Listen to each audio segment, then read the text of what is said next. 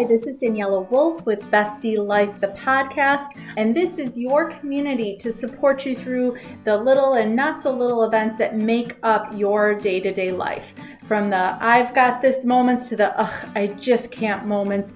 We are here to empower all women to find and develop the skills they need to find peace, balance, and the bliss in their busy. Through solo episodes as well as interviews with amazing women who share their journey and their story and how it works for you. I hope you find the inspirations to make you laugh, think, as well as maybe rethink what you thought you knew, and connect as we realize that we are all living similar ups and downs and don't have to do it alone. So excited for you to hear this episode, and thanks so much for joining me today.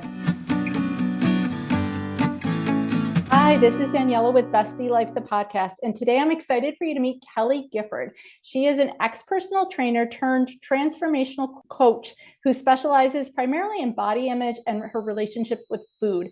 After being a personal trainer for several years, she really dove deep into personal development, which she thought was going to help her mental health and her success in her business, but also started to realize some of the things she thought were healthy were maybe not so much. And I'm going to let her share all of that as part of her journey, but she definitely helps women kind of feel at home inside themselves in their body and get to know yourself. So thank you so much, Kelly, for joining us today. Of course, my pleasure to be here. So can you share a little bit more about kind of how you went from being a trainer, being in the nutrition and fitness industry, and what you really started to realize can happen when you're too deep maybe in it? Yeah, I think that the entrepreneurial journey is so interesting because you're kind of forced to go through so many different shifts in the journey of your business and whatever expression your career is really being in that moment based on the work that you are moving through personally inside of yourself. And that has been kind of like the theme of my entire life, but especially since starting my own business, I have gone through so many different shifts. One of the main ones being from being a personal trainer, working inside the gym, having fitness be not only my entire life, like personally, but also really believing that that was my purpose. That was what I was meant to do, was teach people about how to work out properly and how to move their bodies and eat the right things so that they could change their bodies to be what they considered to be healthy or fit or attractive or whatever it is that they thought they needed to be in order to be happy in their lives. And there was a very obvious disconnect that I ignored in myself for a very long time. And it was that everything that I had experienced up until this point in my own journey with fitness and my body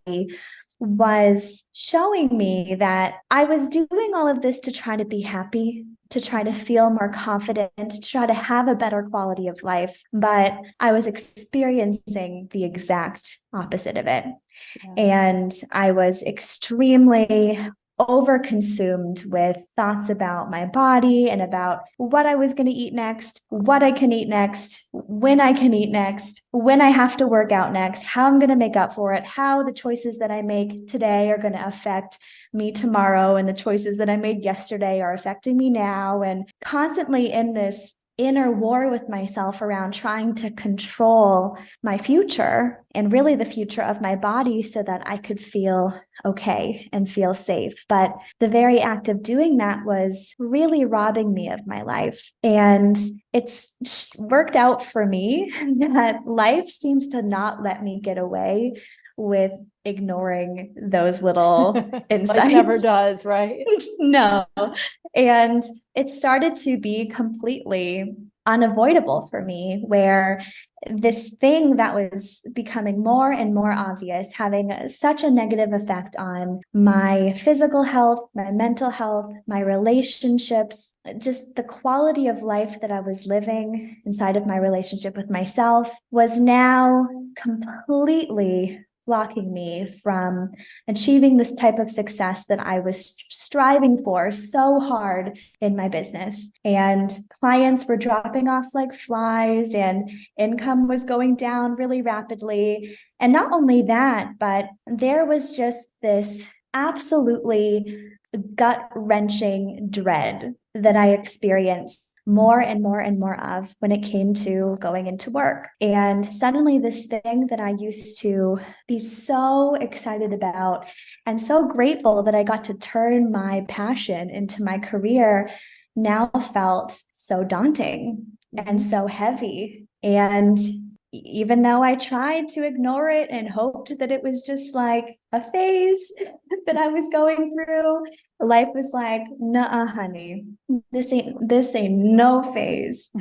And I really had no choice but to really turn my focus within and start to question what was really going on and what about my current circumstances with my relationships, with my career, with my business seemingly falling apart and having a really hard time getting clients and making enough money was really trying to show me about me. And I've had many moments like this over my career, but the biggest one, the one that I seem to come back to because it was so profound for me, was that everything that I was teaching my clients to do and that they were coming me to teach them how to do were the very things that were eating away at me behind the scenes. All of the things that were negatively impacting my health, my quality of life, and downright making me really miserable. And miserable in the way that it was the bearable kind of miserable, where you're kind of just like going through the motions of life. You really don't have anything to complain about, but you also don't really have anything to be joyful about either, which is this really weird place to be because you almost start to judge yourself for not being happy because your circumstances are fine. Everything's good. I should be happy. I should be more grateful. I should be enjoying more of my life. But for some reason, I'm not. For some reason, I'm so unhappy and constantly just wishing the day away. And I lived my life like that for what seemed like a very long time. And I started to realize through this experience and many other experiences of moving through the same thing that it's that going through the motions that is my sign to wake up to what it is that I am aware of, but ignoring that I'm aware of. Yeah.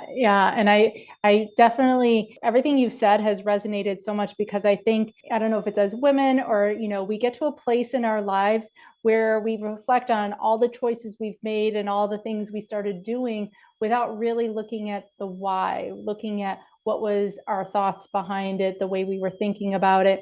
And I think that's part of where maybe some of that questioning then of what's the purpose of all this comes from, because we go from doing to thinking, and now it's like, wait a minute, they don't align. They're not the same kind of on the same path, and I love that you share how hard it is, because I think it's not always as easy as it seems, like, well, I'll just pivot and shift and do all these things. It's a bigger taking on than that. It is. And there's so much available for us inside of those pivots and those shifts if we open ourselves up to receiving it, because I think that really the shifts that get to happen inside of our careers, our business, our lives really just become the natural byproduct to what you're willing to face inside of yourself. And I've had so much evidence of this in my life, especially in my career, because there's been a lot that being an entrepreneur has forced me to face. Right. And a lot of it is stuff that I didn't want to face for a very long time. And life kind of lets me get away with it for a bit. But like I said earlier, it just starts to become bigger, more unignorable, and right up in your face. That by the time you're finally ready to face it, it's like, okay, I know exactly what I need to do. And it's those moments that are it doesn't even feel that scary, because I feel like life kind of prepares you for them through all of these different instances beforehand. At least that's been my experience of it, where even if it is this really big, confronting, inherently threatening thing that you're going to have to face inside of yourself that you've been ignoring, there's almost this sense of comfort that comes from feeling this level of support of everything that led you to being in a place where you are ready to face it. Yeah. I mean, we do kind of probably subconsciously set ourselves up for it over time. And whether it's a fitness journey, whether it's a professional journey, whether it's a parenthood journey, I think over time, life experiences kind of teach us what we need to know to get to the next level of where we want to be. We just don't know it yet, which is part of what makes it scary, because we look very one-dimensionally at it versus the fact that there's so many levels to whatever we're pursuing and working towards, that it's more than what we can even think of when we first start out. Absolutely. Absolutely. Yeah. And there's been so many things in my life that I was so fearful that I wasn't going to be able to face. Like, it just felt like if that were to happen to me in my business, all of these fears of rejection, of losing money, of putting myself out there, fears of success, fears of disappointing someone, all of these things that are common in, I'd say, most entrepreneurs that kind of hold us back from putting ourselves out there in the ways that we say that we want to, or that we know that we can. And it's sometimes in the actual manifestation of that fear coming true that frees us from it. And I've had so many instances where it's almost like life shows me that I'm okay, even if my worst case scenario happens. And it always does so at the perfect time, when I've come to some place inside of myself that I can move through that scary thing that I've been dreading happening for so long actually happening with grace, and be able to support myself in it and find a level of groundedness inside of that chaos that inherently comes up. And those moments throughout my career and my life have been the most profound, because as soon as I experience that the thing that I'm so afraid of happening, and then learning that I'm okay afterwards, or that I can still experience joy or freedom or peace or love or connection or success or anything that I want after it happens, then it's like, no, okay, I don't have to worry about that happening anymore.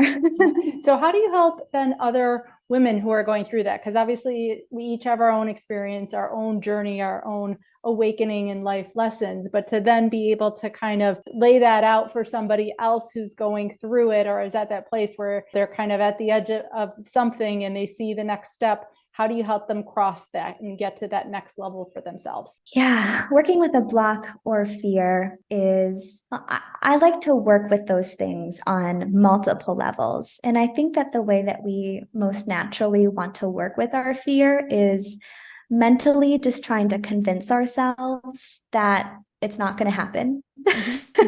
Like, if we have a fear of like putting ourselves out there and a bunch of people judging us, then innately we just go, well, that's probably not going to happen. And if they do, then I shouldn't care because they're not my people anyways. And we just try to mentally convince ourselves of something that feels more convenient. But that's doing a couple of things that's steering us in the wrong direction. The first thing is that it's confirming that it's not okay if that thing happens. So we're saying, like, I'm afraid of other people rejecting me, so I have to tell myself that a bunch of people aren't going to reject me, which is basically still saying it's not okay if other people reject me, rather than opening yourself up to receiving, not just mentally telling yourself that it's okay, but actually finding out in your body that it would be okay. And doing that with different somatic and emotional practices is so powerful. And so how I would typically lead someone through this would be to first really identify what it is that they're so afraid of. Like, what is that thing that they put in a box and they hide in a dark corner in their mind and just run away from in their head as much as they can. And they're constructing their entire life around making sure that they never go into that dark corner. Once we identify what that thing is, then I want them to describe it to me. out loud and really to themselves, and getting them to really acknowledge and activate that fear that's within them. And by starting to explain it and create a story about that fear, then it starts to activate the energy of that fear in our body. And we start to experience contraction moving through our heart, moving through our stomach. And once we start to turn our attention away from the circumstances that are creating the fear and more towards what the actual experience of what it is we're afraid of, which might be shame or embarrassment or feeling lonely, like we don't belong, like we're being alienated, or that we're unsafe, or that we're trapped. All of these different things can be associated with our deepest fear. And when we allow that feeling that we're running from to be acknowledged and expressed, then we can remove the label of I'd feel embarrassed, I'd feel trapped, I'd feel unsafe, and really work with what is it in your body? Like, how, if you didn't know that this was called loneliness, what is it? Is it a feeling in your chest? Is it in your stomach? Is it as big as a watermelon? Is it as small as a kiwi? And just starting to get intimate with the experience that we have been running from, so that we can start to learn that the thing that we're running from isn't as much of a threat as our mind was making it to be. And when we get to experience that in our body, then we start to see, oh, okay, this thing that I'm running from, it's just a sensation. It's just a feeling in my body that I just learned that I can feel and be okay with. Yeah, I love how tangible and concrete you make it through that somatic exercise. That can definitely make it so much more manageable, because you can pinpoint it versus feelings which are vast and overwhelming and can, run for days and that type of thing. So that's a great way to characterize it, is, more somatically, more physically, more tangibly, in that type of way. Right. Exactly. Yeah. Everything that we're running from is, when we peel the layers back enough, it's just an experience in our bodies that, for a good reason, we've learned to avoid. We've learned that feeling our feelings is not okay. We learned that when we're feeling sad, people go, oh, don't feel sad. And then we feel rejected by them. Or when we're feeling embarrassed, we feel like other people aren't supporting us. And it's associated with a lot of bad experiences when we were younger. And so we learn being embarrassed is not okay. And so as soon as that emotion gets activated, or the threat of that emotion being activated through a circumstance that we're afraid is going to happen, then we immediately go into SOS, 911, red alert, I can't feel this feeling. And so somatic practices like this really teach us that it's actually not as bad as we thought that it was. Yeah, it helps calm the whole fight or flight system that gets activated in that type of situation. Exactly. So another part of like self-care and this whole self-discovery process that I always love to talk about is gratitude, because I think being appreciative and celebrating the things we do have, as opposed to always just looking forward at what we're working towards, can be so powerful. So what would you say are 2 or 3 things that you're the most grateful for? I love this question. And I love that you ask this to people too, because gratitude is always taught as like this important thing that we all need more of it in our lives. And it is true. And I think that one little aside that I want to offer is that I think we all have a part of us that doesn't want to be grateful for things. And it's that part of us that just wants to pity ourselves and is in fear and just wants to be in resentment and whatever it is, and just wants to feel like bad things are happening to us and feel acknowledged in that. And I have found for myself that for a long time, gratitude practices didn't work for me because I was trying to almost push away those more shadowy parts of me with gratitude. And I have found that gratitude has landed so much deeper in me when I first acknowledge and accept that there are parts of me that just want to be sad and want to be in pity and want to just feel hurt, or want to be acknowledged that I'm feeling hurt or sad or scared. And rather than going, I'm scared, but I should be grateful because I have all of this stuff in my life. It's like, I'm scared and that's okay. And I'm allowed to be scared, and I'm allowed to feel like things aren't going the way that I want them to go. And these are all the things that I also am grateful for. And right now, I am very grateful in my life to have a lot of space. And that's something that used to terrify me, being an entrepreneur. I thought that I'm supposed to fill all my time. And if I'm not, then I'm not being a good enough entrepreneur, and I'm going to fail, and I'm not going to be successful. And I need to, dedicate all of my time and my energy as much as I possibly can into something tangible that's going to give me some kind of outcome, or at least hope that it will. And I've started to realize, and not even just realize, but actually own that I like a lot of space in my life. And right now I'm very blessed to just be in a place where I have a lot of free time on my hands and don't have to wake up at a certain time most days, and get to go to bed really early. And I'm just loving that so much. And the second thing I'm grateful for is just the experiences that are available to me right now, as I am currently traveling the world, which is why I'm sitting in a bathroom right now. I know. I love the way you're buffering your mic with a piece of toilet paper. I am going to share that online, because I think, it's about being creative and finding options. And we found the less echoey option possible. And I hope it turns out good. But yes, I'm currently traveling the world sort of indefinitely, meeting new people, going to new places, having new experiences. And one of those experiences is recording a podcast in a hostel bathroom. And I'm grateful for that. That's amazing. Those are things you can't even think of for a vision board. That's just how life happens.